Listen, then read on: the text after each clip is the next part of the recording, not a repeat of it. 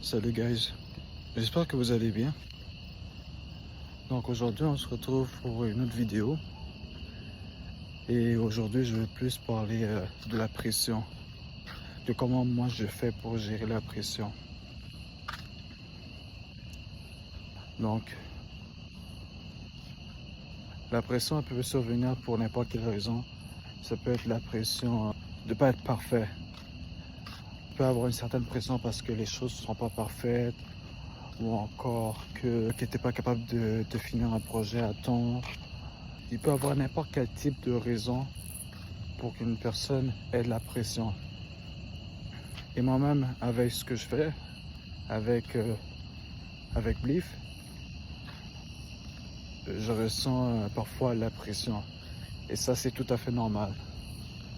Dans tous les projets que tu vas entreprendre, c'est sûr que tu vas ressentir une pression, mais c'est justement cette pression-là qui va te permettre d'aller à l'avant. Et l'une des choses qui me permet de faire face à la pression, c'est d'accepter le fait que tout ne peut pas être parfait. Parce que moi, j'ai souvent tendance à vouloir attendre que les choses s'alignent parfaitement pour commencer un projet ou encore continuer sur un projet. Alors que si tu attends le bon moment, tu vas toujours avoir du recul. Tu ne vas pas toujours attendre le bon moment. Le bon moment, ça n'existe pas, selon moi.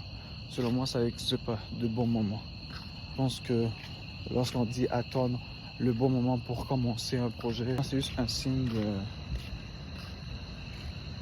de manque de confiance par rapport au projet.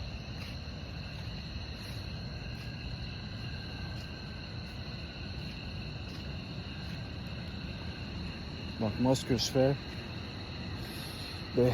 ce que récemment je commence à faire, c'est que je commence à me dire que je peux pas attendre que les choses soient parfaites. Si les choses s'alignent pas, mais que je suis préparé, il faut que je fonce, il faut pas que j'attende un moment parfait parce que peut-être que le moment parfait n'arrivera jamais.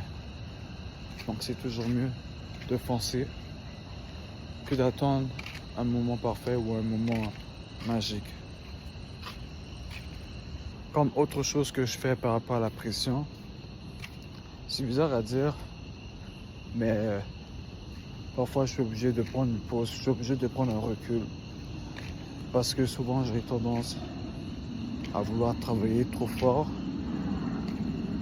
Et en voulant travailler trop fort, j'ai cette pression-là, j'ai cette pression de vouloir faire en sorte que, comme j'ai dit auparavant, que ce soit parfait. Donc moi, ce que je fais par rapport à la pression, je prends une pause. Je prends une pause, on peut dire de 1 ou 2 journées, le temps que je récupère mon énergie. Parce que souvent, on est tellement trop focus par rapport à un projet qu'on oublie de se donner du temps à nous-mêmes. Donc, ce que j'ai commencé à faire récemment, c'est que j'ai commencé à me donner un peu de temps pour moi. Si je vois que je commence à donner trop d'efforts par rapport à un projet, et si je vois que je commence à donner trop d'efforts par rapport au projet. Et pour le projet BIF, en ce moment, la pression que je ressens, c'est la pression de ne pas faire assez. Et c'est bon ça. Le fait que tu as cette pression-là, ça te permet de regarder là où tu as commis des erreurs. Et ça te permet de voir là où tu peux t'améliorer. Donc, la pression en soi, c'est pas si mauvais que ça. Si c'est une trop grande pression et ça t'empêche de travailler dans les autres aspects de ta vie, là, il faut régler ce problème-là. Mais si c'est juste une pression qui te permet de te mettre qui te permet de réfléchir, qui te permet de te poser des questions aussi, Moi, je pense que cette pression-là, elle est nécessaire. Après, ça dépend de quel type de pression qu'on peut subir. Et moi, par rapport au projet Bluff, la pression que je subis en ce moment, c'est plus une pression de performance. C'est pas une pression où où ça m'empêche de travailler sur les autres aspects de ma vie. Donc, je vais vous laisser là pour aujourd'hui et on se revoit pour demain.